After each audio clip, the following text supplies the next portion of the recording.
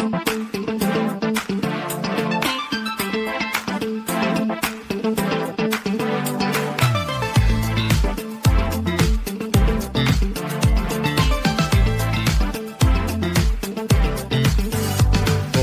सभी को, मैं जय फ्रांसिस्को हूं और हम बुधवार को लाइव हैं।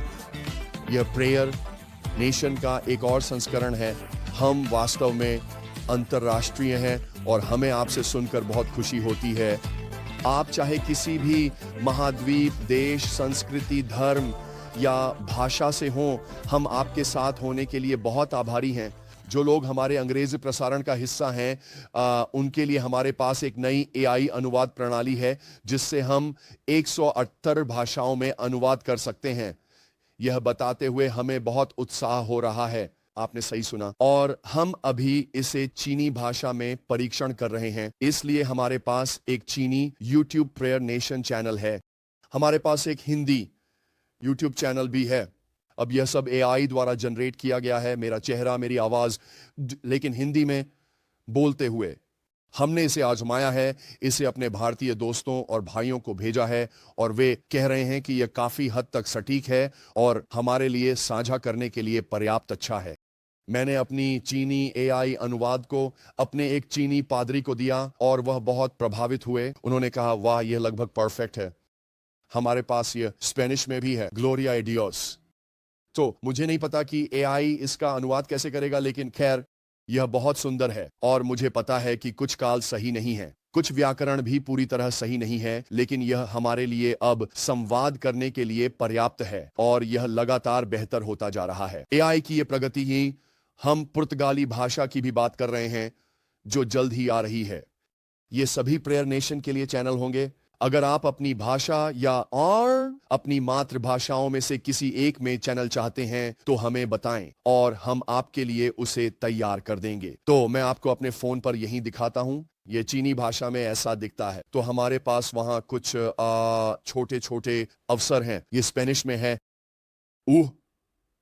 एस्पेनियोल, और फिर बाद में वे मुझे दिखा सके कि ये हिंदी में कैसा दिखता है।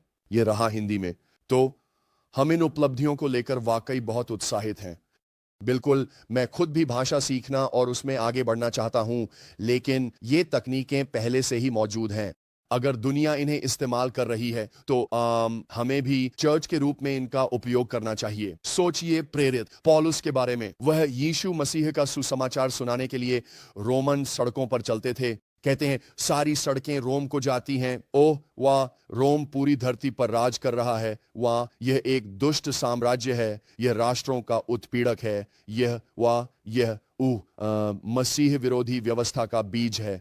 फिर भी पौलुस उन्हीं सड़कों पर चलता था, अपने रोमन नागरिक होने का लाभ उठाकर सुसमाचार को उन स्थानों तक ले जाता था जहां और कोई नहीं जा सकता था। और इसीलिए मुझे लगता है कि ये तकनीकें हमारे सृष्टिकर्ता की अनुमति से ही हैं। वह हमें इन प्रगतियों को करने की अनुमति दे रहे हैं। दानियेल ने कहा था कि ज्ञान बढ़ेगा और जैसे जैसे यह तकनीकी प्रगति, चिकित्सा, विभिन्न प्रकार की कृषि प्रगति, उदाहरण के लिए, या उद्योग या व्यापार में बढ़ता है, तो क्या यह परमेश्वर के ज्ञान और उसके वचन के ज्ञान में और अधिक नहीं बढ़ना चाहिए और लोगों को इसमें शामिल करना ताकि वे सुन सकें और हमें उन दर्शकों तक पहुंचने में मदद करना जिन तक हम अभी तक नहीं पहुंच पाए हैं। तो हम इन सभी चीजों के लिए बहुत धन्य और बहुत आभारी हैं। तो हमारे चर्च के भाई जोश मलोन को एक बड़ा धन्यवाद, जिन्होंने इस सेवा में यह जुनून दिखाया है। वह AI जनित संगीत भी बना रहे हैं और यह शानदार है। वह उसमें सिद्धांत संबंधी बातें या विचार डालते हैं और वह संगीत तैयार करता है और लोग उसे सुन रहे हैं और लोग इससे प्रभावित हो रहे हैं।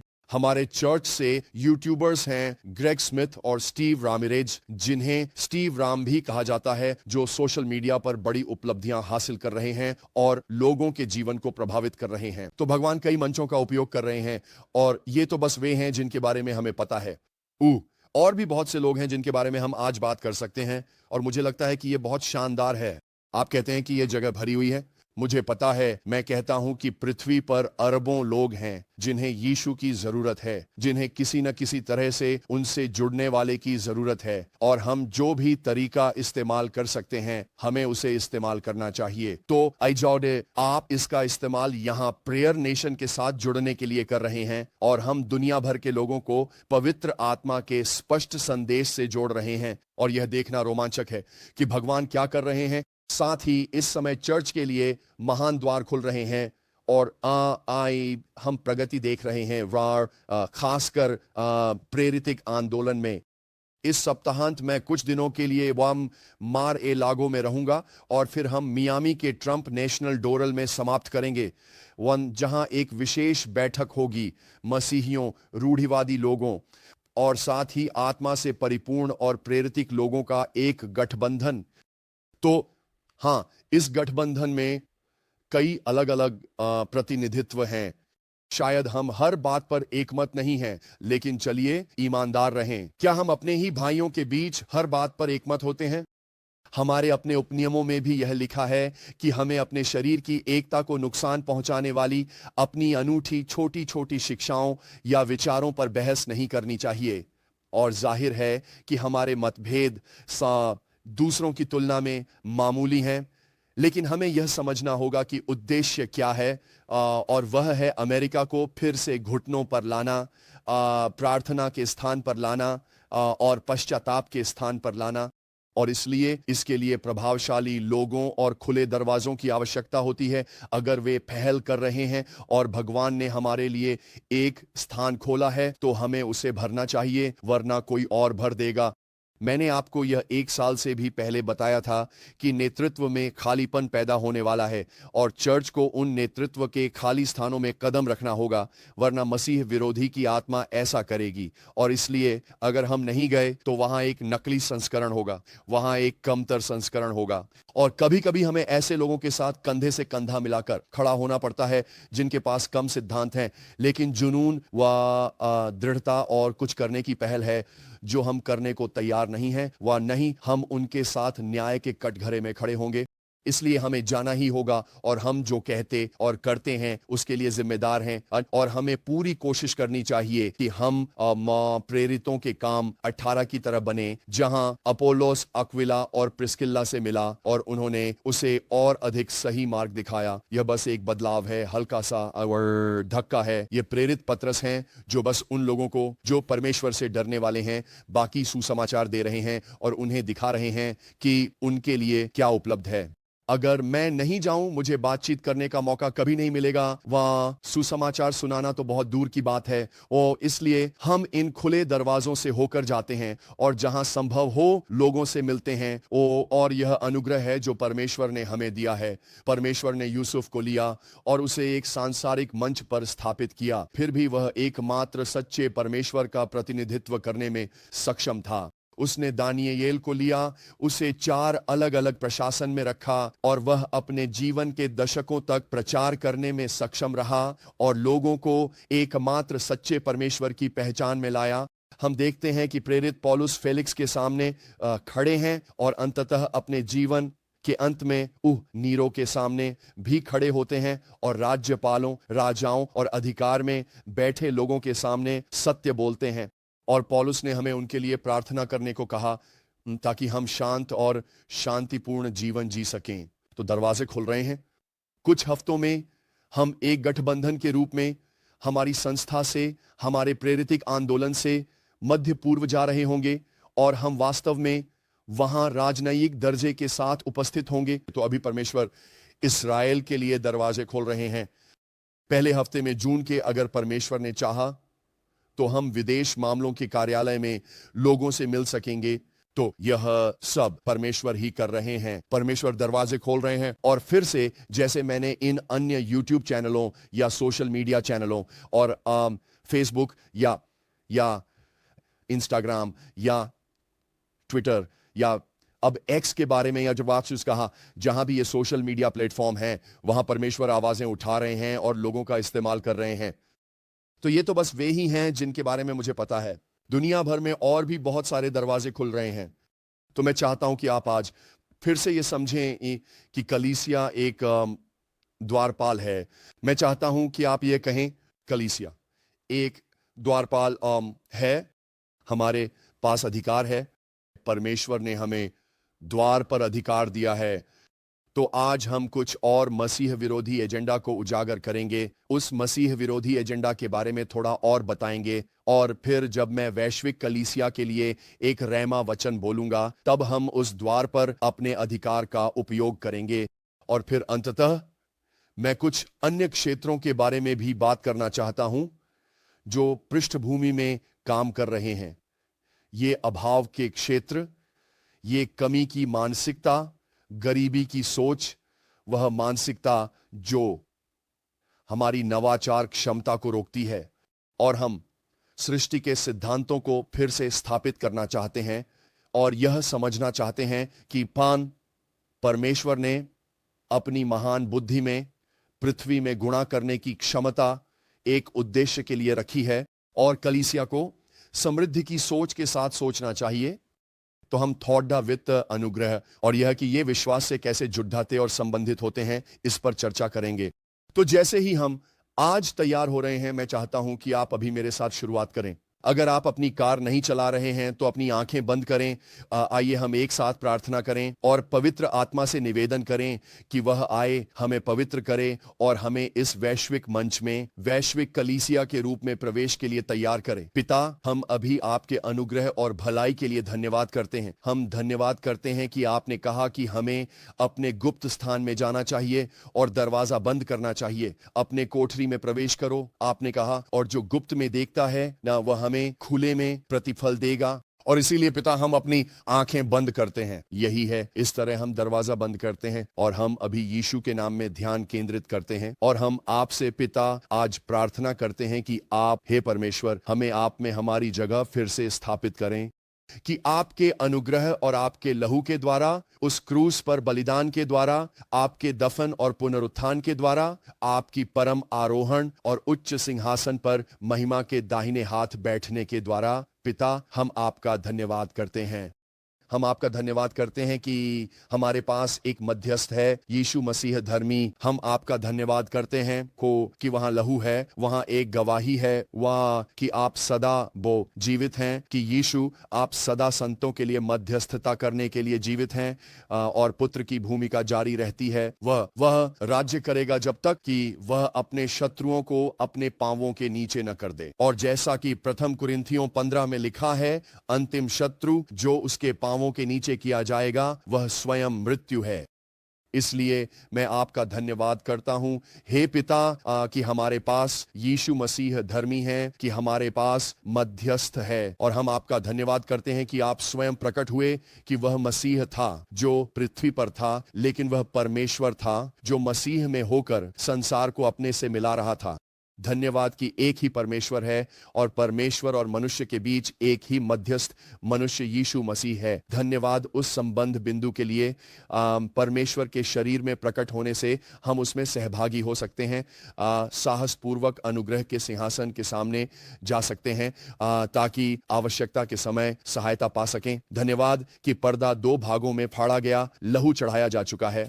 हम आपका धन्यवाद करते हैं। हम अब आपका धन्यवाद करते हैं कि हम आपकी आत्मा से परिपूर्ण हैं और संसार की नींव से परमेश्वर की इच्छा के अनुसार पवित्र किए गए हैं। हमें यीशु मसीह के प्रकाशन में चलने दें। दुनिया को समझने दें कि परमेश्वरत्व की सारी पूर्णता शारीरिक रूप में उसी में वास करती है और हम उसी में पूर्ण हैं। मैं तेरा धन्यवाद करता हूं कि तू ही सिर है, मसीह यीशु, तू कलीसिया का सिर है और सारी चीजें तेरे वो चरणों के अधीन हैं। हम स्वीकार करते हैं कि केवल एक ही परमेश्वर है, केवल एक ही है। तेरे सिवा कोई नहीं, तुझसे पहले कोई नहीं और तेरे बाद भी कोई नहीं होगा। कि पूरा नरक कांप उठता है और थरथराता है। तू एक परमेश्वर में विश्वास करता है, तू अच्छा करता है। दुष्ट आत्माएं भी विश्वास करती हैं और कांपती हैं। मैं तेरा धन्यवाद करता हूं हे पिता, आज इस प्रकाशन ज्ञान के लिए, क्योंकि कोई भी मनुष्य पिता को नहीं जानता, केवल पुत्र जानता है, और कोई भी मनुष्य पुत्र को नहीं जानता, केवल पिता जानता है। मैं तेरा धन्यवाद करता हूं प्रभु यीशु कि तूने हमें पिता को प्रकट किया है, जैसे पिता ने हमें पुत्र को प्रकट किया है। पिता, हम तेरा धन्यवाद करते हैं कि जिसके पास पुत्र है उसके पास पिता भी है, और जो पुत्र का इनकार करता है वह पिता का भी इनकार करता है। मैं तेरा धन्यवाद करता हूं प्रभु यीशु कि हमारे पास तुझ में सब कुछ है, तू ही हमारा सब कुछ है, और आज हम आनंदित हैं। आज हम आनंदित हैं, हम एक दूसरे के पूरक हैं। हे हमारे पिता जो स्वर्ग में है, तेरा नाम पवित्र माना जाए, तेरा नाम पवित्र माना जाए, तेरे नाम को महिमा मिले, तेरे नाम को आदर मिले। यीशुआ, यहोवा इस हमारा उद्धार बन गया है। यीशुआ, हम तेरे नाम की स्तुति करते हैं।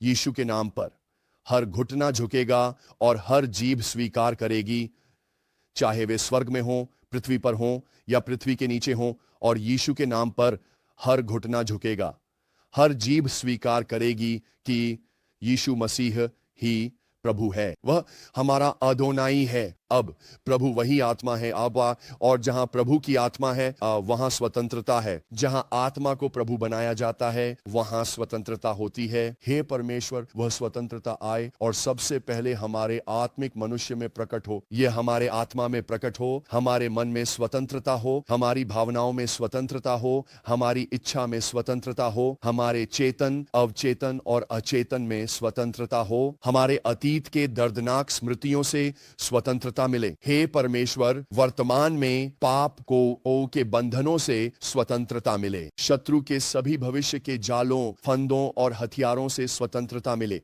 इस संसार में एक मसीही के रूप में उफान के साथ स्वतंत्रता में चलने के लिए स्वतंत्र हों, परमेश्वर की इच्छा को पूरा करने के लिए स्वतंत्र हों। हे परमेश्वर, मैं तेरा धन्यवाद करता हूं कि अब मेरा शरीर नियंत्रण में नहीं है।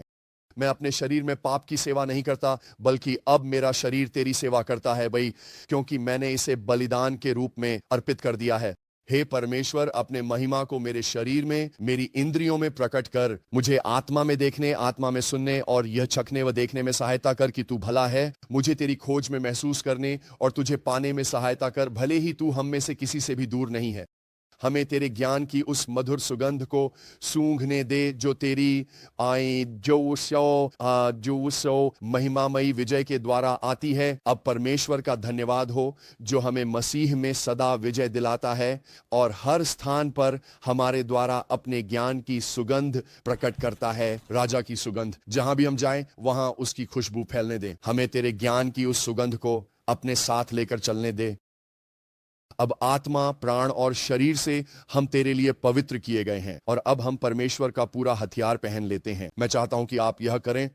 मैं चाहता हूं कि आप इसे विश्वास के अंगीकार के रूप में जोर से बोलें।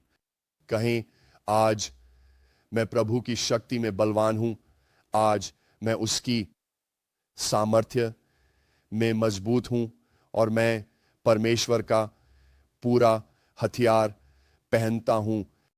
ठीक है, मेरे साथ कहें, हमारी कमर सत्य से बंधी है, वाई धार्मिकता की छाती पर बंधी है, हमारे पांव शांति के सुसमाचार की तैयारी से जूते हुए हैं, विश्वास की ढाल, उद्धार का टोप, आत्मा की तलवार जो कि रैमा परमेश्वर का वचन है।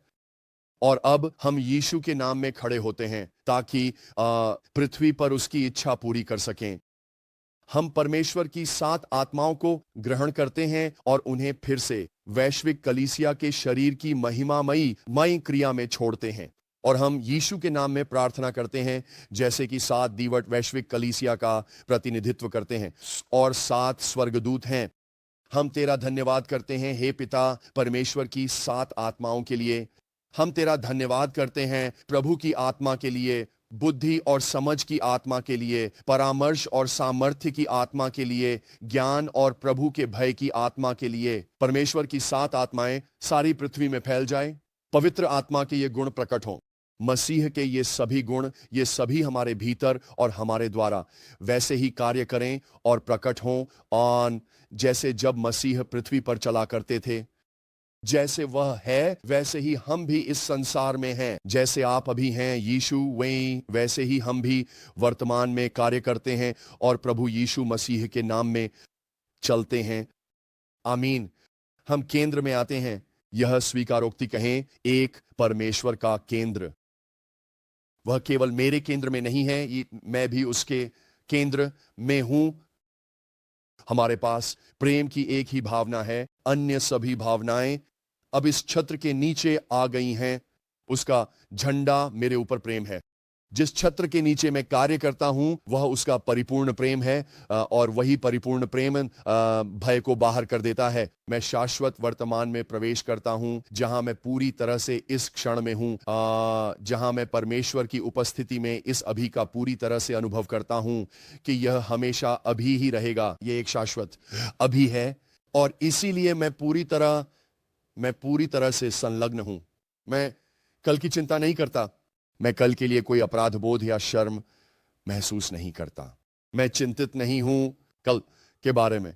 मैं कल के लिए भयभीत नहीं हूं, बल्कि मैं अब यीशु मसीह की वास्तविकता में जीता हूं, जो कल, आज और सदा एक समान है। और मैं उसी के साथ उस शाश्वत अभी में जीता हूं। और इस क्षण की स्वीकृति के माध्यम से वह मुझे परमेश्वर की समय रेखा में, मेरी व्यक्तिगत समय रेखा में और उन समय रेखाओं में जो मैं अपने विश्वास समुदाय के साथ कार्यरत और सक्रिय हूं, वह सब दिखाने की अनुमति देता है जो मुझे देखना चाहिए। साइटो रबाकर डे कॉलम आई।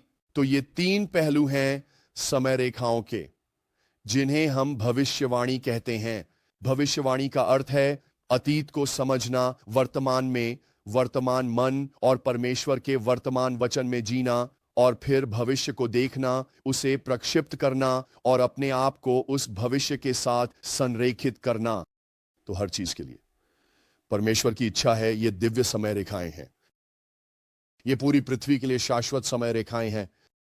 फिर स्थानीय कलीसिया की सामूहिक समय रेखाएं दिया और होती हैं, जो उस कार्य से मेल खाती हैं जो परमेश्वर वैश्विक और शाश्वत रूप से ये और सृष्टि की नींव से लगातार कर रहे हैं। ये वो शक्तिशाली प्रवाह और संचालन है परमेश्वर की दिव्य इच्छा के विशिष्ट और सामान्य स्तर पर।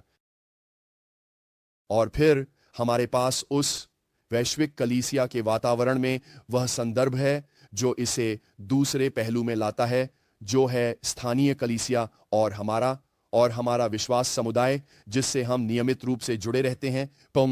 जैसा कि इब्रानियों में लिखा है कि कुछ लोगों की आदत के अनुसार हम अपनी सभाओं को न छोड़ें। और फिर तीसरा जो है परमेश्वर की सिद्ध इच्छा हमारे व्यक्तिगत जीवन में, तो यही वह प्रार्थना करती है, हे अनंत वर्तमान मेरी मदद कर कि मैं उस अनंत वर्तमान में प्रवेश कर सकूं जहां वैश्विक, स्थानीय, व्यक्तिगत ये सब परमेश्वर के साथ पूर्ण सामंजस्य में जुड़ जाएं। हम अपनी प्रेयर नेशन कॉन्फ्रेंस ऑनलाइन आयोजित करने जा रहे हैं, जो जुलाई के 3, 4 और 5 तारीख को होगी। हम इसके लिए बहुत उत्साहित हैं। ये एक खुली पंजीकरण वाली सभा है, वहां कोई पंजीकरण नहीं है। हम कुछ नोट्स संकलित कर रहे हैं जिन्हें मैं हमारे स्टोर में डाउनलोड करने योग्य बना पाऊंगा। लेकिन हम चाहते हैं कि आप जान लें कि इस कॉन्फ्रेंस से जुड़ी हर चीज आपके लिए उपलब्ध होगी। आप बस लॉग इन करें, जुड़ें और बस यूट्यूब या फेसबुक पर देखें। हम इसे वहां लाइव स्ट्रीम करेंगे। ये शानदार होने वाला है और फिर इसे वहां संग्रहित भी कर दिया जाएगा। लेकिन हम अपनी पहली मुख्य सत्र में प्रायश्चित और संरेखण की प्रक्रिया से गुजरेंगे, और मैं आपको सिखाऊंगा कि प्रायश्चित और संरेखण वास्तव में कैसे गहराई से काम करते हैं। लेकिन यह उन बुनियादी प्रार्थनाओं में से एक है। ये प्रार्थनाएं जो हम कर रहे हैं, ये स्तंभ प्रार्थनाएं हैं। एक परमेश्वर का केंद्र, प्रेम की एक भावना, शाश्वत वर्तमान, अनंत। यहां ये वे स्तंभ हैं जो हमें उन उच्च आयामों में जाने में मदद करते हैं जहां ये दोनों नियम एक साथ आते हैं, लय का नियम और संरेखण का नियम। इस सब का सबसे उत्तम प्रतीक यीशु मसीह का क्रूस है, और इसलिए हम हर दिन अपना क्रूस उठाते हैं, और वह क्रूस उठाना ही वह दिव्य संरेखण है। अंतिम है अनंत। यहां केंद्र एक परमेश्वर, प्रेम की एक भावना, शाश्वत वर्तमान और अनंत। यहां यह मेरे स्थान से संबंधित है। कि मैं दुनिया में कहाँ हूं। सिर्फ यह नहीं कि अभी समय क्या है, सिर्फ कब नहीं खाऊं, बल्कि कहाँ। कभी कभी हमें लगता है कि हम वहां नहीं हैं जहां हमें होना चाहिए। हमें लगता है कि मैं परमेश्वर की इच्छा में कुछ छू रहा हूं, मैं परमेश्वर के समय में हूं या उसके समय को महसूस कर रहा हूं, लेकिन मैं उस स्थान से बाहर महसूस करता हूं जहां मुझे होना चाहिए, और मैं उस स्थान के लिए उस संरेखण में आने की कोशिश कर रहा हूं। और इस प्रकार हम एक अनंत यहां में आ जाते हैं कि इस क्षण में जहां मैं खड़ा हूं, परमेश्वर यहां मुझसे कार्य कर सकते हैं। मुझे कहीं और होने की आवश्यकता नहीं है। मैं परमेश्वर के यहाँ में हूं और परमेश्वर के अब में हूं। जैसे मैं परमेश्वर के केंद्र में हूं और उसकी परिपूर्ण प्रेम में, परमेश्वर के प्रेम में, और फिर यह मुझे अपने अतीत और भविष्य के साथ शांति बनाने की अनुमति देता है। और उस सिद्धता के माध्यम से मैं सही ढंग से स्थित हो पाता हूं, पहले आत्मिक रूप से, और फिर यदि किसी परिवर्तन की आवश्यकता हो या कोई स्थान हो तो हमारे कदम परमेश्वर द्वारा पूरी तरह से वो लोग व्यवस्थित किए जा सकते हैं। और मैं स्वीकार करता हूं कि वह मुझे जहां मैं अभी हूं वहीं से उपयोग करेगा ताकि मैं वहां पहुंच सकूं जहां मुझे होना चाहिए। ठीक वैसे ही जैसे परमेश्वर का समय मुझे उस भविष्य के समय में होने में मदद करता है कि मैं परमेश्वर के साथ वो उस लय में हूं जो मुझे आत्मा में वहां ले जाएगी जहां मुझे होना चाहिए। इसलिए मैं यह भी विश्वास करता हूं कि वह मुझे उस स्थान तक पहुंचने में मदद करेगा जहां मुझे पृथ्वी पर परमेश्वर की इच्छा की अभिव्यक्ति में होना चाहिए। स्वर्ग और पृथ्वी के साथ एक सुंदर तरीके से संरेखित होना। तो आज हमने जो प्रार्थनाएं की हैं उसके लिए धन्यवाद। आज मेरे साथ जुड़ने के लिए धन्यवाद। परमेश्वर इन सभी क्षेत्रों में एक साथ कार्य कर रहे हैं। अब आइए उन कुछ बातों के बारे में बात करें जो आत्मा में घटित हो रही हैं। पिछले सप्ताह मैंने बताया था कि कैसे मसीह विरोधी आत्मा सामूहिक रूप से भूलने के संदर्भ में एक वैश्विक पुनर्स्थापना कर रही है। अब हमें यह समझना होगा कि पश्चिम में पश्चिमी मानसिकता, पश्चिमी सोच, खासकर अमेरिकी, यूरोपीय, हाँ, ये लोग भी कुछ हद तक ऐसे हैं, लेकिन उतना नहीं जितना कि सुदूर पश्चिम जहां हम हैं। और हम सोचते हैं कि पश्चिम ही ब्रह्मांड का केंद्र है। संयुक्त राज्य अमेरिका में हमारे पास लगभग 35 करोड़ लोग हैं, लेकिन फिर भी हम किसी तरह यह मान लेते हैं कि हम ही सब कुछ के केंद्र में हैं। और जब तक आप विदेश यात्रा नहीं करते तब तक आपको यह एहसास नहीं होता कि धरती पर अरबों और लोग हैं और वे सभी हमारी तरह नहीं सोचते, वे सभी अमेरिकी की तरह नहीं सोचते। जब आप बाइबल को देखते हैं तो आपको अपनी कुछ अमेरिकी विचारधारा को छोड़ना होगा और बाइबलिक दृष्टिकोण अपनाना होगा। ब्रह्मांड का केंद्र अमेरिका नहीं है, ब्रह्मांड का केंद्र यरूशलेम है। शास्त्रों में सब कुछ यरूशलेम के उत्तर, दक्षिण, पूर्व और पश्चिम में है। मुझे याद है कि मैं इथियोपिया में था और भाई वो टिकेल मारियम से बात कर रहा था जो अब स्वर्ग सिधार चुके हैं, लेकिन मुझे याद है कि मैं उनसे बात कर रहा था और हम बाइबल में विशेष रूप से इथियोपिया के बारे में ये शास्त्र और भविष्यवाणियां ढूंढ रहे थे। और शबा की रानी इथियोपिया से आई थी और इथियोपिया अपने हाथों को परमेश्वर की ओर उठाएगा, नहीं इथियोपिया इथियोपिया। तो मैंने कहा, अरे क्या बाइबल में अमेरिका के बारे में कोई शास्त्र है? और उन्होंने कहा, हाँ, वे पश्चिम से आएंगे।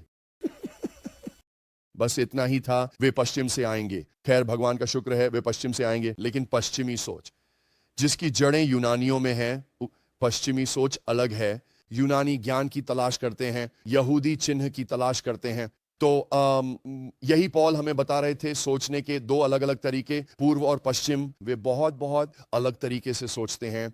पश्चिमी हिस्से में शत्रु पश्चिम के खिलाफ जिस तरह से काम करता है वह यह है कि ज्ञान बढ़ रहा है, वे ज्ञान की तलाश करते हैं। हम लगातार इन काउंसिल जैसे मार्स हिल में कुछ नया सीखना चाहते हैं, और जब हम कुछ नया सीख रहे होते हैं तो हम लगातार पुरानी चीजों को यूं बाहर कर रहे होते हैं। और इसलिए उनके पास देवताओं की भरमार है, क्योंकि हमें यकीन नहीं होता किस पर विश्वास करें, क्योंकि हम हर समय इतनी नई चीजें सुन रहे हैं, हमारे पास कोई निश्चितता नहीं है। और जब आपके पास कोई निश्चितता नहीं होती तो याद रखने के लिए आपके पास कोई प्रोत्साहन नहीं होता, क्योंकि सब कुछ बदलता रहता है और आप केवल अपने अनुभव पर आधारित होते हैं। और इसलिए यह फिर से न्यायों की पुस्तक जैसा हो जाता है। हर आदमी वही करता है जो उसकी अपनी नजर में सही है। सापेक्ष सत्य, सापेक्ष सोच। अरे जो तुम्हारे लिए सच है वो मेरे लिए सच नहीं हो सकता भाई। और देखो, मैं इस बात का सम्मान करता हूं कि तुम ऐसा मानते हो और जानो यह पूरी तरह से ठीक है, लेकिन मैं ऐसा नहीं मानता। तो अगर मैं तुम्हारा सम्मान करता हूं तो देखो, तुम सबको भी मेरा और मेरे विश्वास का सम्मान करना चाहिए। और इसलिए मेरा सच है और तुम्हारा सच है। तो चलो हम सब अपनी अपनी अनोखी छोटी छोटी सच्चाइयों का अनुभव करें और बस खुश रहें। यही यही पूरी सोच है।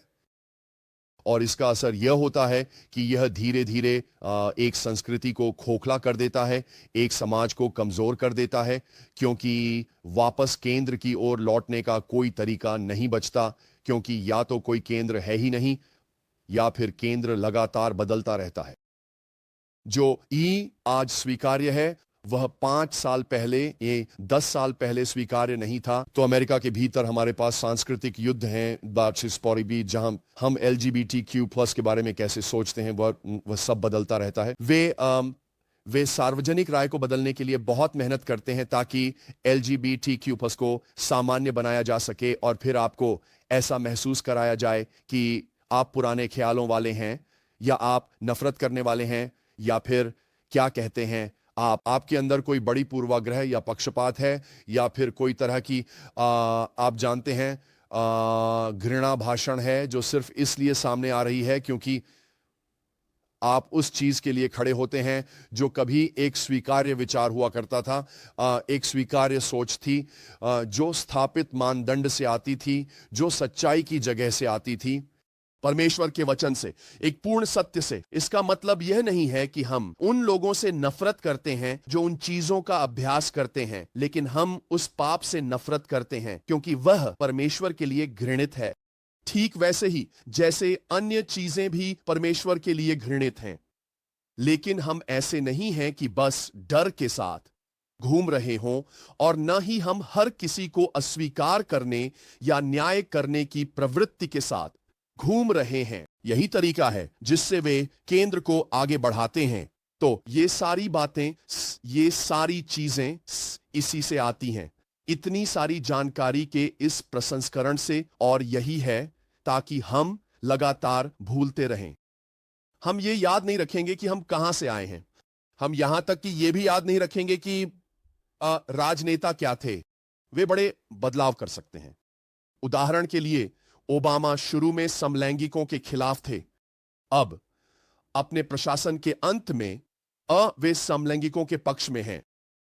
हर कोई भूल जाता है, लेकिन वे ये कानून और चीजें पास कर देते हैं। डाटसन, अगर आप 20 साल पहले की राजनीतिक पार्टियों को देखें तो देखेंगे कि वे बदल गई हैं।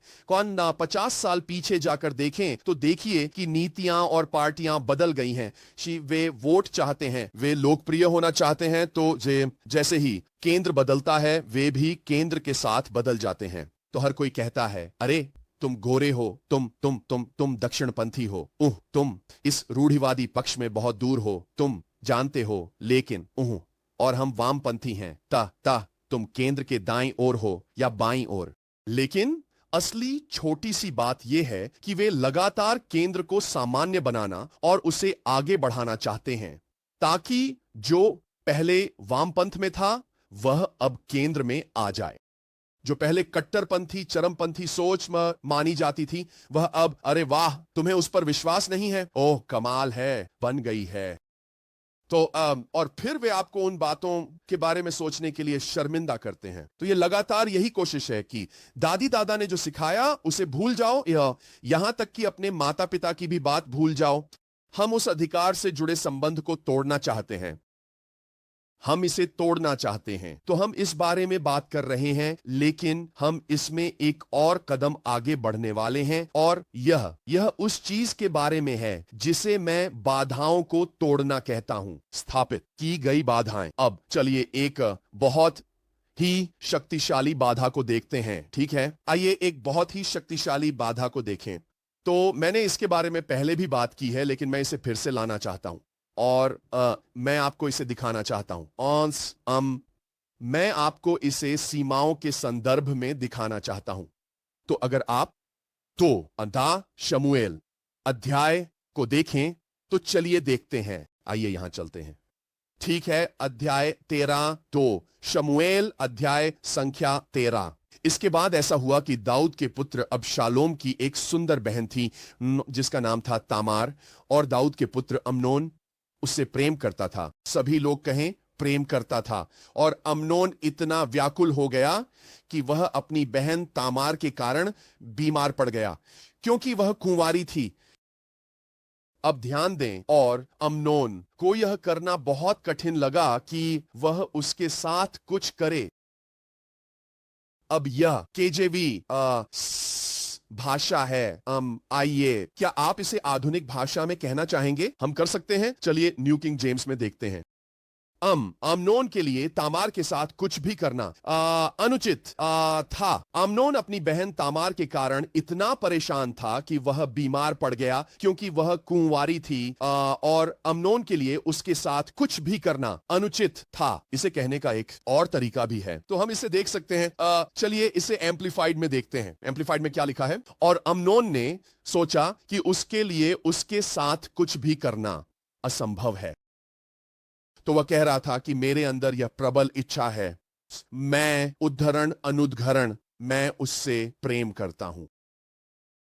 और इसलिए वह प्रेम और प्रबल इच्छा तुरंत ही उस व्यक्ति के चारों ओर एक सीमा बना देती है जिससे वह प्रेम करता है। वह शुद्ध थी, वह अछूती थी, वह मासूम थी, वह कुंवारी थी, और इसलिए उसके लिए यह असंभव था। मैं कुछ भी नहीं कर सकता।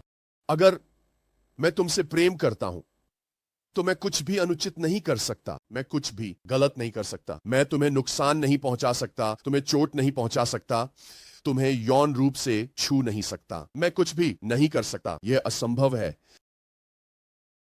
यही है जो प्रेम अपनी सही परिभाषा में उत्पन्न करता है। यह सीमाएं बनाता है। अब हम नए नियम में चलते हैं। हम फिर से इस पर लौटेंगे। नए नियम में चलो एक से, और हम प्रेम के अध्याय में जाएंगे। 1 कुरिन्थियों अध्याय संख्या 13। 1 कुरिन्थियों अध्याय संख्या 13। यह क्या कहता है? यह कहता है या कि प्रेम सहनशील है और दयालु है। यह ईर्ष्या नहीं करता, घमंड नहीं करता, अभिमानित नहीं होता, अनुचित व्यवहार नहीं करता, अपना लाभ नहीं खोजता, आसानी से क्रोधित नहीं होता, बुरा नहीं सोचता, अधर्म में आनंदित नहीं होता। यह आश्चर्यजनक है कि यहां कितने नहीं हैं। और जब आप उन सभी नहीं को एक साथ जोड़ते हैं तो यह एक सीमा बना देता है। प्रेम को उसके कार्यों से परिभाषित नहीं किया जा सकता, क्योंकि प्रेम बहुत सारी चीजें करता है। प्रेम को उसके द्वारा न किए जाने वाले कार्यों से, या जो वह नहीं कर सकता, उससे परिभाषित करना आसान है। तो यह बस यह कहकर शुरू होता है कि यह धैर्यवान और दयालु है, यही इसका स्वभाव है। लेकिन फिर वह आगे कहता है कि यह इसलिए ईर्ष्या नहीं करता। ईर्ष्या उस घेरे के बाहर है। यह अपनी बढ़ाई नहीं करता, यह स्वार्थी नहीं है, यह फूला हुआ नहीं है, यह अभिमानी नहीं है, यह अनुचित व्यवहार नहीं करता। अनुचित के लिए ग्रीक शब्द अनबिकमिंग है। यह बहुत मिलता जुलता है। अनुचित या अनुपयुक्त प्रेम ऐसे व्यवहार नहीं करता। दूसरे शब्दों में इसे पता है कि क्या उचित है और क्या अनुचित। अपना स्वार्थ नहीं देखता। यह अपनी इच्छाओं को उस व्यक्ति से आगे नहीं रखता जिसे प्रेम किया जाता है। अपना स्वार्थ नहीं देखता, या आसानी से उत्तेजित नहीं होता, और आप उसे जल्दी गुस्से में नहीं ला सकते। और यह बुरा नहीं सोचता। यह हर समय संदेह में नहीं रहता। यह अधर्म में आनंदित नहीं होता। यह तब खुश नहीं होता जब पाप, बुराई, अधर्म, अपराध, गलत कार्य या अन्याय हो, बल्कि यह क्या करता है? यह सत्य में आनंदित होता है और लगातार सत्य में ही आनंदित रहता है। प्रेम की सीमा या उसका घेरा सत्य है। तो दुश्मन किस पर हमला करेगा? वह प्रेम के चारों ओर की सीमा पर हमला करेगा। वाई? क्योंकि परमेश्वर प्रेम है और जो कुछ भी उचित, स्वस्थ, संपूर्ण, पवित्र, शुद्ध है, जो कुछ भी हमारे परमेश्वर और एक दूसरे के साथ संबंधों की नींव है, मसीहियत की असली परिभाषा यही है जिससे आप जानेंगे, यही है जिससे वे जानेंगे, माफ कीजिए, कि आप मेरे चेले हैं, इसमें कि उनके पास, इसमें कि तुम्हारे पास एक दूसरे के प्रति प्रेम है। सिर्फ एक दूसरे के लिए नहीं, जो आपके दिल में क्या है इस पर है, बल्कि एक दूसरे की ओर का अर्थ है। वह प्रेम प्रकट हो रहा है जब लोग देखेंगे कि आप सही तरीके से प्रेम करते हैं, तो वे कहेंगे यह यीशु का शिष्य है। तो दुश्मन क्या करेगा? वह मसीह विरोधी होगा। वह बाइबल के शब्दों को लेगा और उन्हें अपने हिसाब से इस्तेमाल करेगा। वह शांति, प्रेम, समानता, भ्रातृत्व, एकता, सहमति जैसे शब्दों को लेगा। वह ईमानदारी और प्रामाणिकता जैसे शब्दों को लेगा और फिर वह सत्य को झूठ से बदल देगा। वह इसे किसी ऐसी चीज से बदल देगा जो सुनने में तर्क संगत लगे, जिसमें सच्चाई का एक अंश हो, लेकिन वह कल्पना से जुड़ा हो, असंगति से जुड़ा हो, किसी तर्क से जुड़ा हो, लेकिन वह शरीर को आकर्षित करता है ताकि उस सीमा को नष्ट किया जा सके। और एक बार जब वह सीमा नष्ट हो जाती है, तो आप फर्क नहीं कर सकते। यह जानना मुश्किल हो जाता है कि प्रेम कहां शुरू होता है और कहां समाप्त होता है। अब मैं आपको फिर से उदाहरण दिखाऊंगा। आइए हम अपने राजा के बेटे अम्नोन पर वापस चलते हैं, जो सिंहासन के उत्तराधिकारी हैं। वह दाऊद का सबसे बड़ा जीवित पुत्र है और बाइबल कहती है कि वह तामार को देखता है, जो अबशालोम की बहन है। वह उसकी सौतेली बहन है और वह बहुत सुंदर थी और अबशालोम भी बहुत सुंदर था। शायद उनकी मां बहुत सुंदर महिला थी और उन्होंने सुंदर बच्चे पैदा किए।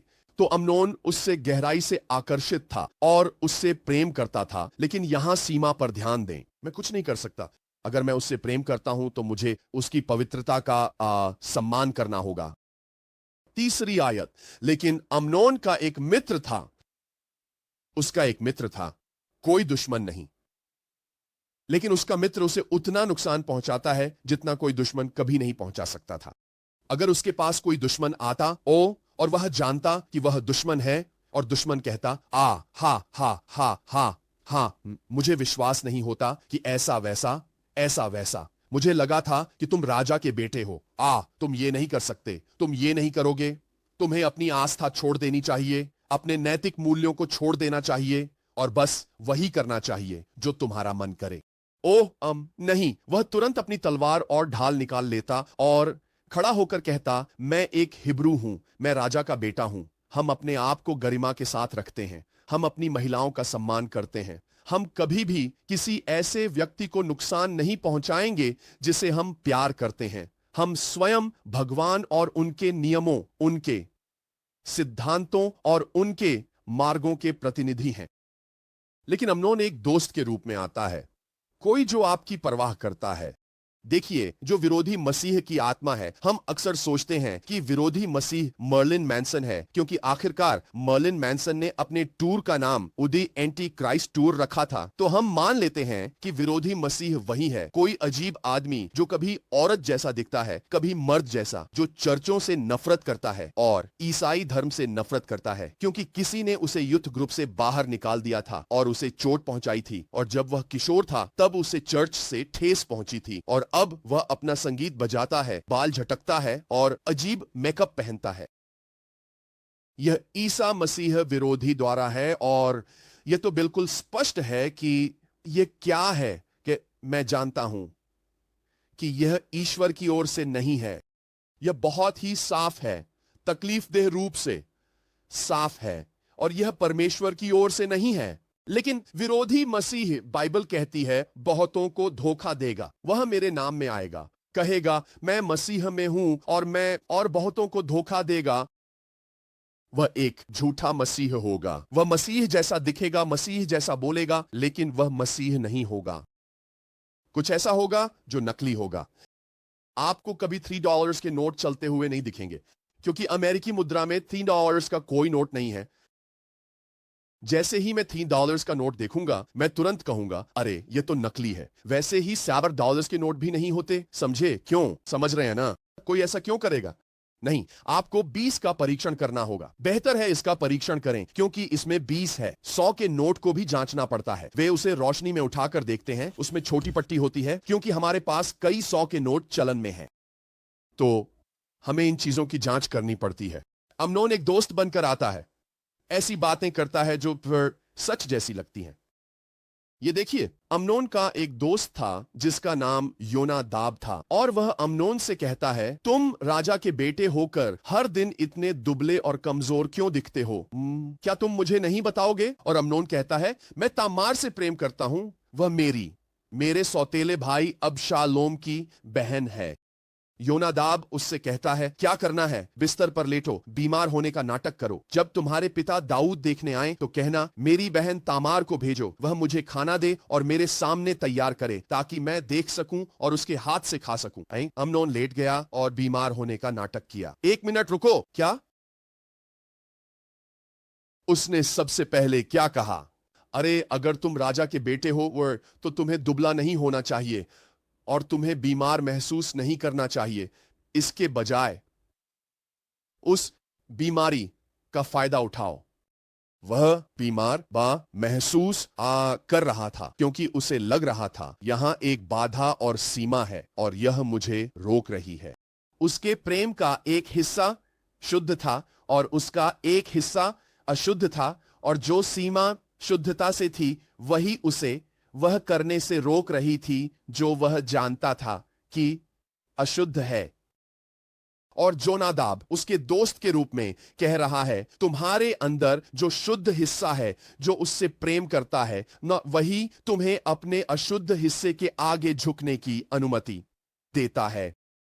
तो तुम्हें बस उस बाधा को हटा देना चाहिए और अपने अंदर के उस अशुद्ध हिस्से से जो बीमार सा एहसास आता है, जो कहता है, ओह मैं बस कर नहीं सकता, उसे स्वीकार कर लेना चाहिए। मैं बस चाहता हूं कि कर पाता, लेकिन कर नहीं सकता। और कहना चाहिए, अरे तुम राजा के बेटे हो, तुम जो चाहो कर सकते हो। कौन तुम्हें बता रहा है कि तुम यह नहीं कर सकते? कौन सा पुराना दकियानुसी इंसान तुम्हें यह कह रहा है? कौन सा परम नियम तुम्हें यह कहता है कि तुम नहीं कर सकते? कौन तुम्हें यह कह रहा है? तुम अगली पीढ़ी के रूप में सशक्त हो, तुम एक राजकुमार हो। जो चाहो करो, जो तुम्हारी इच्छा हो वही करो। अपने शरीर की इच्छाओं के आगे झुको, और जब तक तुम इसे प्यार कहते हो तब तक यह गलत हो ही नहीं सकता। तो अब देखो, वह लेट जाता है और बीमार होने का नाटक करता है, झूठ बोलना शुरू हो जाता है। सच्चाई की दीवार टूट चुकी है। जैसे ही तुम झूठ बोलना शुरू करते हो, तुम प्यार करना बंद कर देते हो। जब राजा उसे देखने आया तो अमनोन ने राजा से कहा, अमनोन राजा से कहता है, मैं प्रार्थना करता हूं मेरी बहन तामार को आने दीजिए और मेरे सामने कुछ केक बनाए ताकि मैं उसके हाथ से खा सकूं। तो अमनोन लेट गया और नाटक करने लगा। राजा उसे देखने आता है। ओह, वह क्या कर रहा है? वह चालाकी कर रहा है। वह राजा के अपने बेटे, अपने युवराज के प्रति सच्चे प्रेम और चिंता का फायदा उठा रहा है। और जब आप किसी से प्यार करते हैं तो आप क्या करना चाहते हैं? आप उन्हें वह देना चाहते हैं जिसकी उन्हें जरूरत है, ताकि वे ठीक हो सकें, क्योंकि यहां एक कथित बीमारी है। और अब हम माता पिता को, हम अधिकार रखने वालों को, सबको अपने हिसाब से चला रहे हैं, और इसके पीछे जोनादाब है। वह चालाक दोस्त।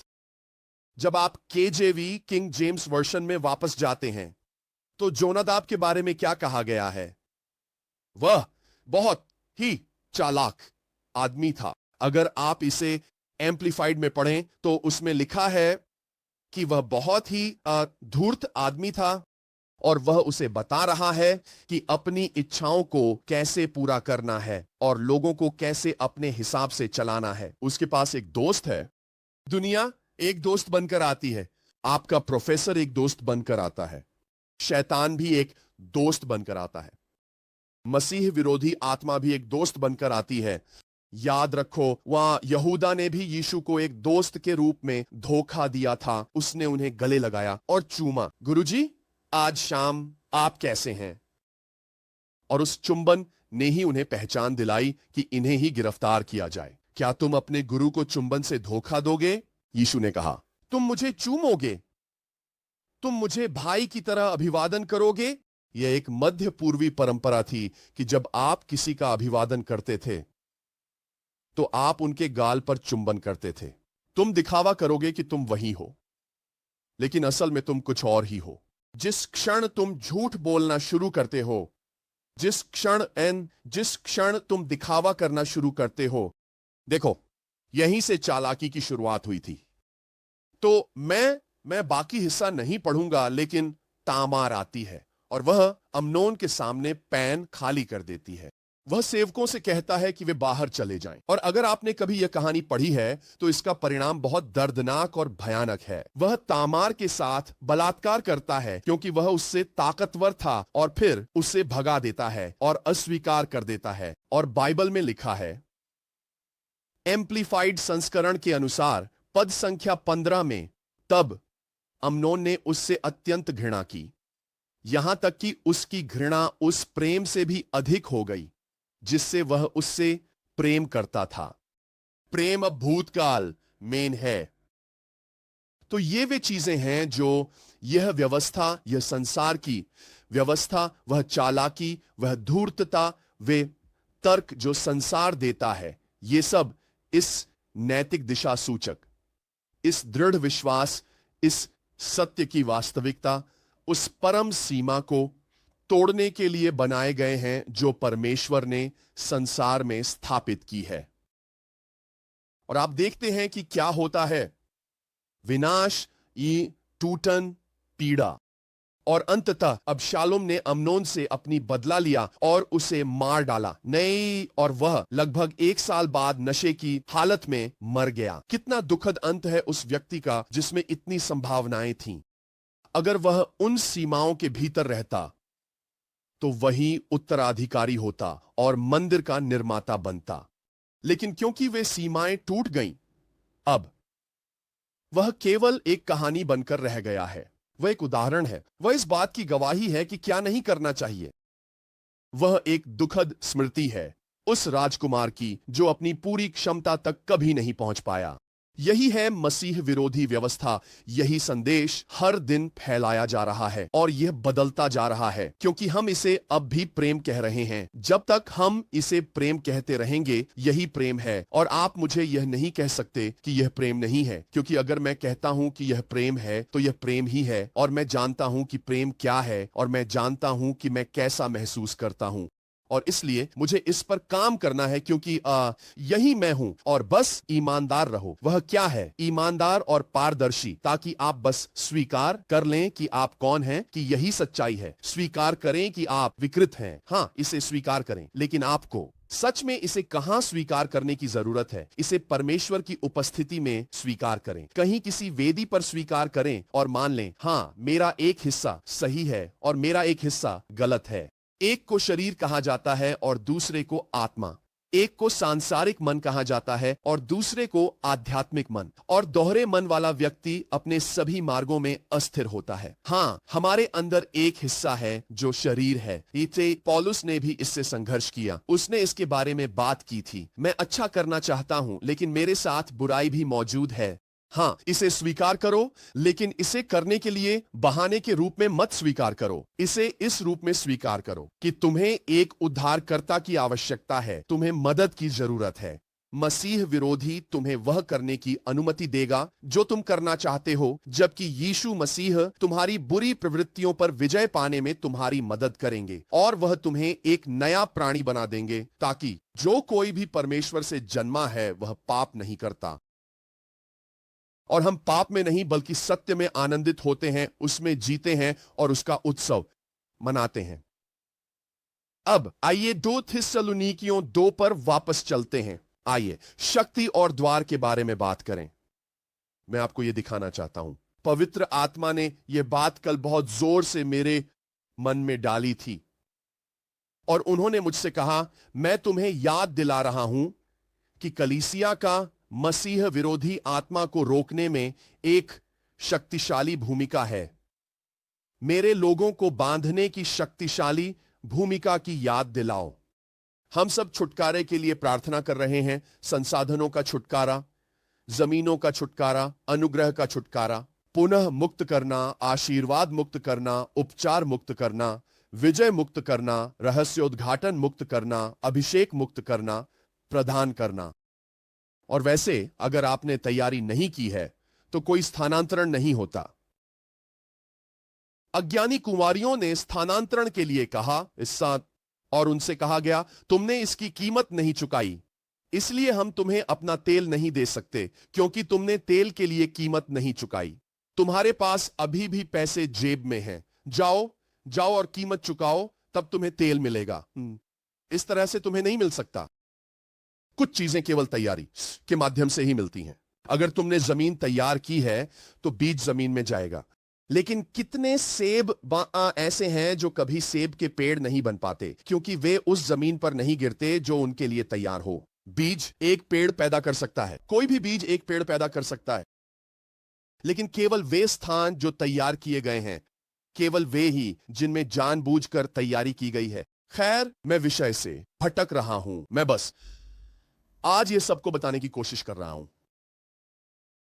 पवित्र आत्मा हमसे कह रहा है कि हमें स्वयं को संयमित रखना है। वह जो अब संयमित करता है, हम सिर्फ हार नहीं रहे हैं, हम जो बांध भी रहे हैं। ये देखिए, अब इसे पढ़िए। मैं इसे एम्पलीफाइड, क्लासिक एम्पलीफाइड में पढ़ने जा रहा हूं। होने देना को भी किसी भी तरह से आपको धोखा या बहकावे में न डाले।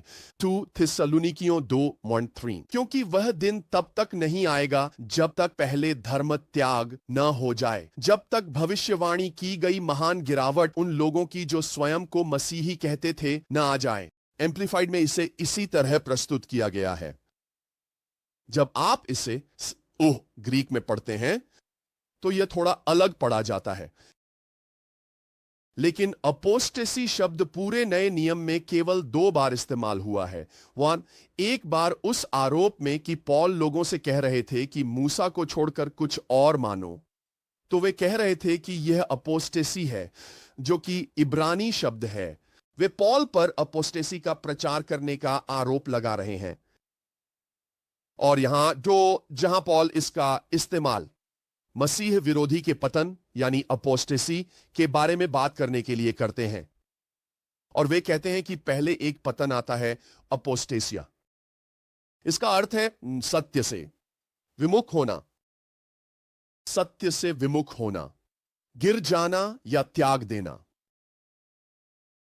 एक डिफेक्टर वह होता है जो पहले एक पक्ष के प्रति वफादार था और अब पक्ष बदल लेता है। मुझे पता है कि यही सत्य है, लेकिन मैं इससे विमुख हो जाऊंगा। मुझे यह पसंद नहीं है, मुझे वह पसंद नहीं है जो यह सत्य दर्शाता है। मुझे पसंद नहीं कि इसका अर्थ क्या है। देमास ने मुझे छोड़ दिया क्योंकि उसने इस संसार से प्रेम किया। नहीं, मैं संसार में रहना, उसका आनंद लेना और वही करना चाहता हूं जो मेरा शरीर चाहता है। मुझे यह बंधन पसंद नहीं है, मुझे अनुशासन पसंद नहीं है, मुझे क्रूस पसंद नहीं है। अपनी इच्छा का मरना, अपने आप का इनकार करना, यह सब मुझे पसंद नहीं है, मुझे यह पसंद नहीं है। तो वह कहता है कि प्रभु का दिन तब तक नहीं आएगा जब तक उन लोगों का यह पर्दाफाश नहीं हो जाता जो ईसाई तो हैं लेकिन विमुख हो गए हैं। सत्य से विमुख होने या गिरने की घटना होने वाली है। अब कुछ लोगों ने इसका अनुवाद अलग तरह से किया है। हम देखते हैं कि जो टिप्पणी एम्प्लीफाइड में बुनी हुई है वह कहती है कि ये ईसाई हैं, ये, और जैसे मैंने कहा ईसाई दिखावा करने वाले हैं, लेकिन मुझे लगता है कि यह वास्तव में इससे कुछ बड़ा विषय है। यह सिर्फ ईसाइयों और ईसाई धर्म की बात नहीं कर रहा है, यह यहूदी ईसाई मूल्यों की बात कर रहा है। सत्य और पूर्ण सत्यों से विमुख होने या सत्य से गिरावट की बात हो रही है। दूसरे शब्दों में ये वे चीजें हैं जो हम इन अंतिम दिनों में देख रहे हैं, और वह पाप का मनुष्य प्रकट होगा, विनाश का पुत्र। तो पाप का मनुष्य, विनाश का पुत्र केवल तभी स्वीकार किया जाएगा जब पूर्ण सत्य समाप्त हो जाएंगे। उसे केवल इसलिए स्वीकारा और माना जाएगा क्योंकि वह ऐसा संदेश देगा जो लोगों के मन में गूंजेगा, जो सत्य जैसा महसूस होगा। यह योनादाब की तरह होगा, यह एक मित्र की तरह लगेगा। ओह, जो वास्तव में दुनिया को मार रहा है वह है यह सारा कट्टरपंथ जो हमें नष्ट कर रहा है और एक दूसरे से इंसानियत के नाते प्रेम करने से रोक रहा है। वह है ये सारी धर्म व्यवस्थाएं। लोग एक दूसरे को अपने धर्म में लाने की कोशिश कर रहे हैं। यही सारी घृणा का कारण है, यही सारे धोखे का कारण है। यही वजह है कि दुनिया में लगातार युद्ध हो रहे हैं, क्योंकि हम सब अपनी अपनी भिन्नताओं की बातें कर रहे हैं और एक दूसरे से अपनी आस्थाएं बदलने की मांग कर रहे हैं। आखिर ये क्या है सिवाय हमारी पहचान की सांस्कृतिक अभिव्यक्तियों के? हम उस सांस्कृतिक विरासत का जश्न क्यों नहीं मनाते और यह सहमति क्यों नहीं बना लेते कि अब कभी किसी को अपने धर्म में लाने की कोशिश नहीं करेंगे और इस तरह हमारे बीच शांति होगी? और ये सभी जो प्रचारक हैं, ये सभी जो सुसमाचार फैलाने वाले हैं, ये सभी जो अपने पूर्ण सत्य पर अड़े हुए हैं कि ईश्वर तक पहुंचने का केवल एक ही रास्ता है। ओ नहीं, मैं आपको बता सकता हूं, पहिए की हर एक तील हमें उसी केंद्र बिंदु तक ले जाती है। ईश्वर बीच में है। आप उन्हें मोहम्मद कह सकते हैं या अल्लाह, आप उन्हें कृष्ण कह सकते हैं, आप कह सकते हैं कि वह बुद्ध हैं और जो उन्होंने सिखाया। यह वही महान अनुभूति है, अपने भीतर शांति पाने की आस और निर्वाण के चक्रों में आस प्रवेश करने की। या आप कह सकते हैं कि वह यीशु हैं, आप इसे हाशेम भी कह सकते हैं, लेकिन हम जानते हैं कि ये सभी एक सच्चे ईश्वर की अलग अलग सांस्कृतिक अभिव्यक्तियां हैं। इसलिए अब हम यह अवैध कर देंगे कि कोई भी हमारे द्वारा स्वीकार्य माने गए विचारों के अलावा कुछ और प्रचार या उपदेश दे। और यहीं से धोखा शुरू होता है। उपदेश देना अवैध बनाना, परमेश्वर के वचन में विश्वास करना अवैध बनाना, किसी पूर्ण सत्य को मानना अवैध बनाना, और फिर एक पतन आना, और विनाश का वह व्यक्ति कहेगा, ओह क्या यह अद्भुत नहीं है? अब हमें उन आलोचनात्मक बाइबल प्रचारकों, कट्टरपंथियों की चिंता नहीं करनी पड़ेगी जो हमें पापी बताते हैं। अब कोई पाप नहीं, पाप तो मनुष्य की कल्पना है। भगवान हम सभी से प्रेम करते हैं। खैर, यही तो इस युग की आत्मा है, यही इस युग की आत्मा है। कोई भी तुम्हें किसी भी तरह से धोखा न दे, क्योंकि वह दिन नहीं आएगा जब तक कोई भी तुम्हें किसी भी तरह से धोखा न दे। और वह क्या करेगा? वह हर उस चीज का विरोध और स्वयं को ऊंचा करेगा जिसे परमेश्वर कहा जाता है या जिसकी पूजा की जाती है, ताकि वह स्वयं परमेश्वर बनकर परमेश्वर के मंदिर में बैठे और स्वयं को दिखाए, स्वयं को यह साबित करे कि वही परमेश्वर है। और क्योंकि वह मानता है कि वही परमेश्वर है, नहीं तो बाकी सभी को यह मानना चाहिए कि वह उसके साथ है और उसकी पूजा करनी चाहिए। और यहां बहुत से लोग ऐसा करेंगे। क्या तुम्हें याद नहीं कि जब मैं तुम्हारे साथ था तब भी मैंने तुम्हें ये बातें बताई थी? और अब तुम जानते हो कि कौन रोक रहा है। अब तुम जानते हो कि कौन रोक रहा है। वह शब्द विदहोल्डेथ, कैटेच ऊ, कैटेचो, कटा कैटेचो, माफ कीजिए कैटेचो, इसका अर्थ है दबाकर रखना, स्मृति में रखना, अधिकार में रखना, कब्जा करना, रोकना, रोक कर रखना, जाने से रोकना, प्रतिबंधित या बाधित करना, वह जो उसके प्रकट होने से रोकता है, जहाज की गति को रोकना, जहाज को थामे रखना, मजबूती से पकड़ना, सुरक्षित रखना, दृढ़ता से अपने पास रखना, अधिकार में रखना, लेना, क्योंकि अब तुम जानते हो कि कौन रोक रहा है, ताकि वह अपने समय पर प्रकट हो सके। एक समय है जब परमेश्वर कहेंगे कि अब ठीक है, जब परमेश्वर इसकी अनुमति देंगे, क्योंकि अधर्म का भेद तो अभी से ही कार्य कर रहा है। यह रहस्य पहले से ही मौजूद है। यह कुछ ऐसा है जो धोखा देता है। यह अधर्म जो किसी मित्र की तरह बहुत धीरे धीरे बोलता है, इतना विश्वसनीय और सही लगता है कि हां, मुझे करना चाहिए, मैं राजा का बेटा हूं। कौन मुझे मना करेगा? किसका अधिकार है कि वह कहे कि मैं नहीं कर सकता? मैं उससे प्यार करता हूं और क्योंकि मैं उससे प्यार करता हूं, मैं बीमार होने का नाटक करूंगा, फिर मैं अपने पिता को बहकाऊंगा, फिर मैं उसे यहां बुलवाऊंगा और फिर मैं अपने दिल की बात उससे कहूंगा, और चाहे उसे पसंद आए या नहीं, मैं अपनी बात मनवाऊंगा, क्योंकि मैं उससे प्यार करता हूं। वह अधर्म का रहस्य, वह आत्मा जो पहले से ही पृथ्वी में है, जो पहले से ही काम कर रही है, सिर्फ वही जो अब रोकता है तब तक रोकेगा जब तक वह रास्ते से हटा ना दिया जाए। शब्द लेटत फिर से वही शब्द है, कैटेचो। कैटेचो, नीचे दबाना, रोकना, रोक कर रखना, बनाए रखना, प्रतिबंधित करना, बाधा डालना। यह कलीसिया और कलीसिया के भीतर पवित्र आत्मा ही वह शक्ति है जो रोकने का कार्य करती है। लेकिन हमें इसके लिए प्रार्थना करनी होगी, हमें इसे बोलना होगा, हमें इसे घोषित करना होगा, हमें इसे समझना होगा, हमें अपने भीतर मन सत्य रखना होगा। यही है कमरबंद, सत्य का कमरबंद। तो ये रहा, देखो, जब वह दुष्ट प्रकट होगा, जिसे प्रभु अपने मुख की आत्मा से नष्ट कर देगा और अपने आगमन की चमक से नष्ट कर देगा। जब यीशु वापस आएंगे तो वह मसीह विरोधी को नष्ट कर देंगे। उसी का आगमन शैतान के कार्य के अनुसार होगा।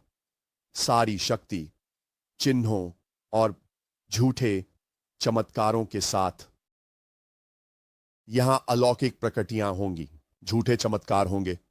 पद 10 और हर प्रकार की अधर्म की छलना के साथ उनमें जो नाश हो रहे हैं, क्यों? पद संख्या 10, उन्होंने सत्य के प्रेम को ग्रहण नहीं किया ताकि वे उद्धार पा सकें।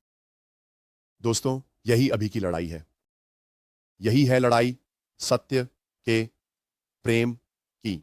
इसी कारण परमेश्वर ने उन्हें ऐसी प्रबल भ्रांति भेजी कि वे झूठ को सच मान लें। मुझे लगता है कि बहुत से लोग हैं जो परमेश्वर से प्रेम करते हैं, लेकिन वे पाप से घृणा नहीं करते। बहुत से लोग बस नरक से बचना चाहते हैं। वे बस नरक में नहीं जाना चाहते, वे बस अपने पाप के फल नहीं भुगतना चाहते, और इसलिए वे पछतावा महसूस करते हैं। लेकिन सच्चा पश्चाताप और सच्चा परिवर्तन तब आता है जब हम परमेश्वर से प्रेम करते हैं और पाप से घृणा करते हैं, जब हम सत्य से प्रेम करते हैं और झूठ से घृणा करते हैं। बाइबल कहती है, हमारा अपना हृदय सब बातों से अधिक कपटी और अत्यंत दुष्ट है, कौन उसे जान सकता है? मनुष्य के हृदय में कुछ है, हमारे उस गैर मौखिक अनुभूति भावना वाले हिस्से में, हमारे सोचने समझने के केंद्र में, वही जगह जहां हम निर्णय लेते हैं। हमारे भीतर उस अवचेतन हिस्से में कुछ है। वहीं वह अधर्म है, वह अधर्म का रहस्य जो पृथ्वी में कार्य करता है, वह वहीं काम करता है।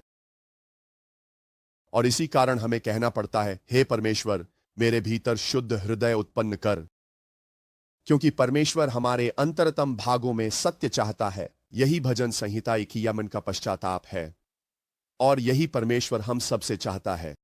हमें अवश्य समझना चाहिए कि यह क्या है। हमें इसे उसकी असली पहचान के साथ पहचानना होगा और हमें मजबूती से खड़ा रहना होगा। मेरा समय समाप्त हो गया है, लेकिन मैं विश्वास, अनुग्रह और वित्त के विषय में बस 1 मिनट के लिए बात करूंगा। हम इसी के साथ समाप्त करेंगे। और मैं इसके लिए एक प्रार्थना करूंगा। लेकिन मुझे विश्वास है कि अभी हमारी प्रार्थना यह है कि परमेश्वर कलीसिया के भीतर की दीवारों को पुनः स्थापित करें। दुनिया में वे दीवारें लगातार कमजोर होती जाएंगी, लेकिन कलीसिया में वे और मजबूत होनी चाहिए। बहुतों का प्रेम ठंडा पड़ जाएगा, मत्ती 24 के अनुसार। और अधिक अपराध होंगे और कोढ़पन और अधिक लोग होंगे, तो जो घृणा से भरे होंगे, तो और अधिक उदासीनता होगी, जहां लोगों को बिल्कुल भी परवाह नहीं होगी। लेकिन कलीसिया के भीतर वह हमें प्रेम और सत्य को समझने और उन मजबूत सीमाओं को बनाए रखने के लिए जानबूझकर प्रयास करना होगा। ईश्वर यह कर सकते हैं। सारी क्षति के बाद मैं चाहता हूं कि आप ध्यान दें, जब आप दूसरा सैमुएल देखें, तो आप देखें कि जोनादाब का अनुसरण करने से कहां पहुंचा जाता है। अंत में बाइबल कहती है कि दाऊद ने घर भेजा और तामार से कहा कि अपने भाई अम्नोन के पास जाओ। माफ कीजिए, आइए यहां ऊपर चलते हैं। माफ कीजिए,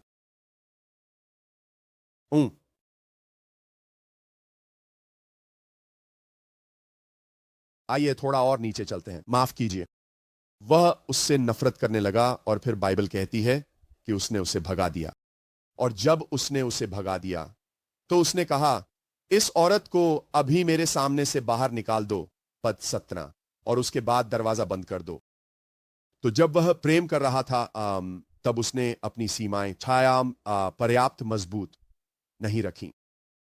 वह अपने दोस्त द्वारा उन सीमाओं से आसानी से बहकाया जा सका। लेकिन अब जब वह नफरत करता है, तो उसकी नफरत इतनी प्रबल है कि वह उसके पहले के प्रेम से भी अधिक मजबूत है, और अब उसने प्रेम के खिलाफ एक दरवाजा बंद कर लिया है और वह नफरत की जेल के अंदर कैद है। तो अगर आप अपने प्रेम की रक्षा नहीं करते, तो अंत में आप अपनी नफरत की रक्षा करेंगे। अगर आप सही चीज की रक्षा नहीं करते, तो आप गलत चीज की रक्षा करना शुरू कर देंगे। अगर आप पवित्रता की रक्षा नहीं करते, तो आप अपवित्र और अशुद्ध चीजों की रक्षा करने लगेंगे। एकमात्र उत्तर यही है कि उस दरवाजे को फिर से यीशु के लिए खोल दिया जाए। दरवाजा फिर से परमेश्वर के लिए खोल दो। अब उनके लिए कोई मसीहा नहीं था और यह दुखद रूप से समाप्त हुआ। लेकिन हमारे लिए, हमारे पास सीखने के लिए यह सबक है। वह दरवाजे पर खड़ा है। वह कहता है, मुझे अंदर आने दो, मुझे बाहर मत रखो, और मैं तुम्हें दिखाऊंगा कि संगति का असली अर्थ क्या है। मैं तुम्हें दिखाऊंगा कि सच्चा प्रेम कैसा होता है। लाओडिसिया, मुझे अंदर आने दो, मुझे अंदर आने दो। पिता, हम अभी यीशु के नाम पर प्रार्थना करते हैं कि हे परमेश्वर, आप हमें पुनर्स्थापित कर सकें, पुनर्स्थापित करें। हे परमेश्वर, विशेष रूप से पश्चिमी सभ्यता में परमेश्वर, हम प्रार्थना करते हैं पूर्वी सभ्यता के लिए भी। हे परमेश्वर, उत्तर दक्षिण हर महाद्वीप में। हे परमेश्वर, हर भाषा समूह में। हे परमेश्वर, हमारे भारत और चीन के मित्रों से लेकर, हे परमेश्वर, हमारे पुर्तगाल या ब्राजील के मित्रों तक, और हमारे स्पेनिश बोलने वाले भाइयों तक, दुनिया भर के उन सभी देशों में जहां इतने लोग स्पेनिश बोलते हैं। हे परमेश्वर, उन लोगों तक भी प्रभु यीशु जो दुनिया भर में अंग्रेजी बोलने वाले हैं। हे परमेश्वर, हमारे मित्रों, हे परमेश्वर, हमारे भाइयों और बहनों के लिए हम प्रार्थना करते हैं कि कलीसिया, हे परमेश्वर, हर भाषा में, हर संस्कृति में, हर जाति समूह में, हर महाद्वीप में, परमेश्वर हमारी सहायता करें। हमें सत्य से प्रेम करने में सहायता करें, क्योंकि यदि हम सत्य से प्रेम नहीं करेंगे और तो हम झूठ को मान लेंगे और नष्ट हो जाएंगे। हम पर एक प्रबल भ्रांति छा जाएगी। हमें भ्रांतिपूर्ण सोच से मुक्त करें।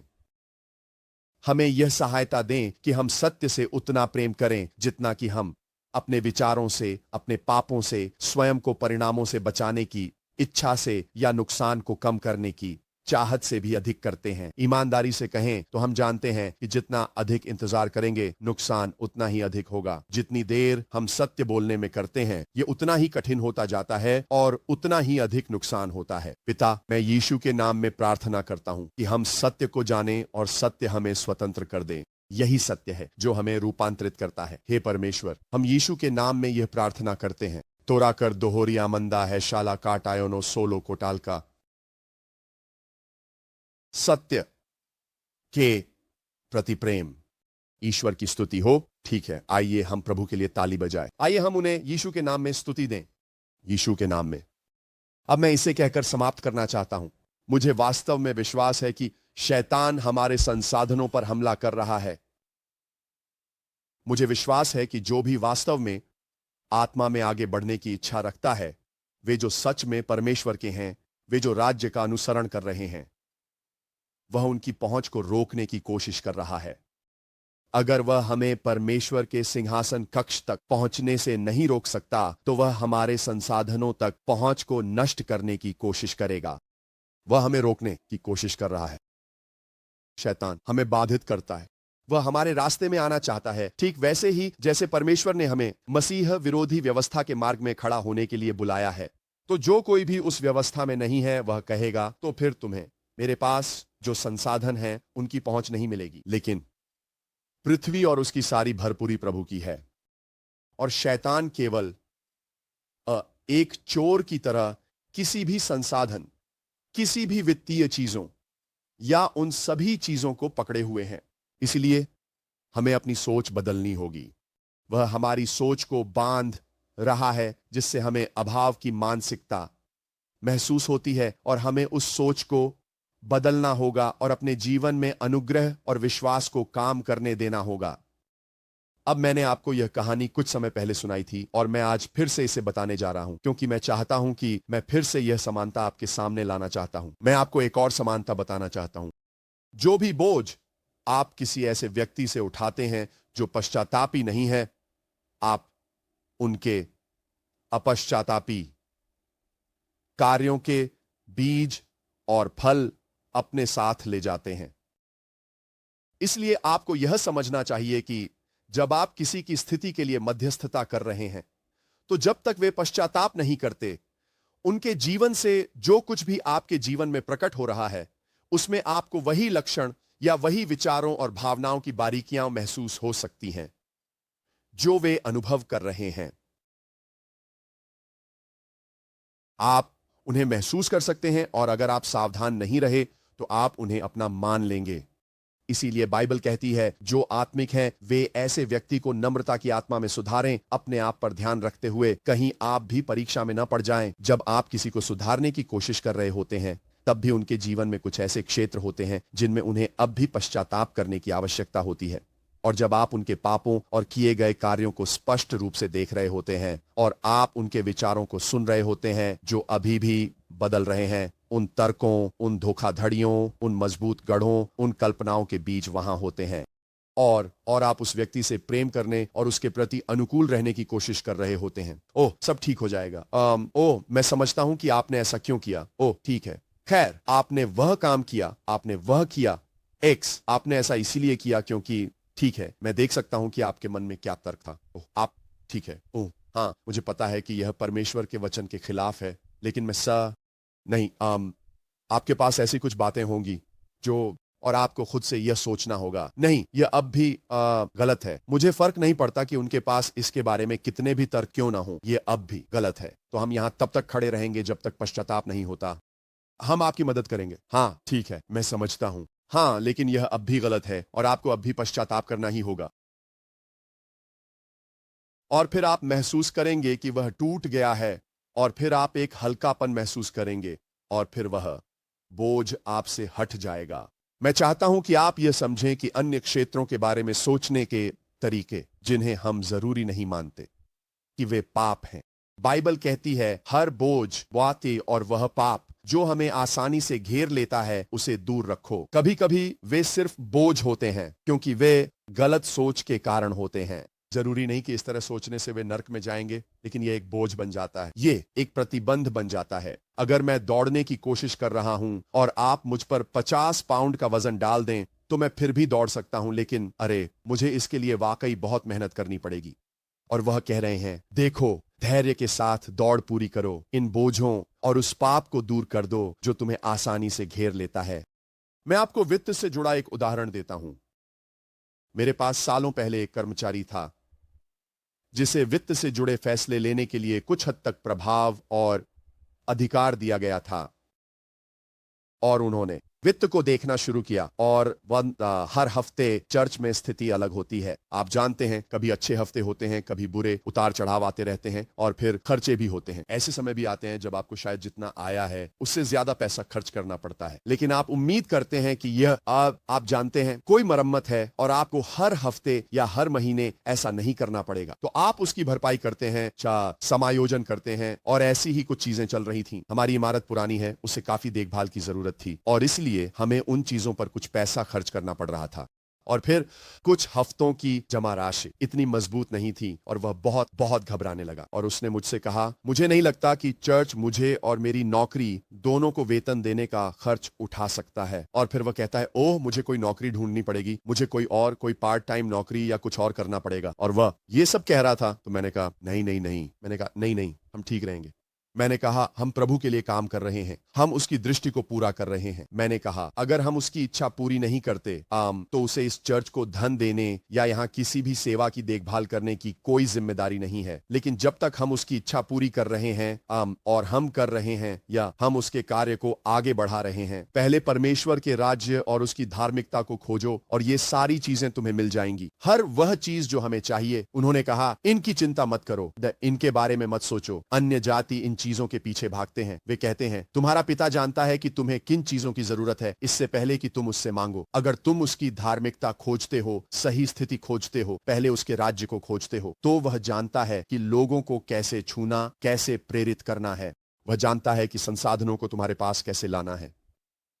अगर तुम्हारी सोच पहले राज्य की है तो तुम्हें राज्य के वित्त के साथ काम करना चाहिए। तो यही मैं उसे बता रहा था। ओह नहीं, वह इसे स्वीकार नहीं कर रहा था। वह अपना मन बदलने को तैयार नहीं था। वह मेरी अगुवाई को स्वीकार नहीं कर रहा था। मैंने उससे जो कुछ कहा वह उसे स्वीकार नहीं करेगा। वह इस पर विश्वास नहीं कर रहा था। 1 महीने बाद हमने एक बड़ा मिशन सम्मेलन किया। हमने मिशनों के लिए काफी पैसा देने का संकल्प लिया। हमने मिशनों के लिए काफी पैसा दिया और फिर उसके लगभग 1 महीने बाद चर्च में 2 चेक आए। पीए निम्बा एक $40,000 का था और एक $60,000 का, कुल मिलाकर $100,000।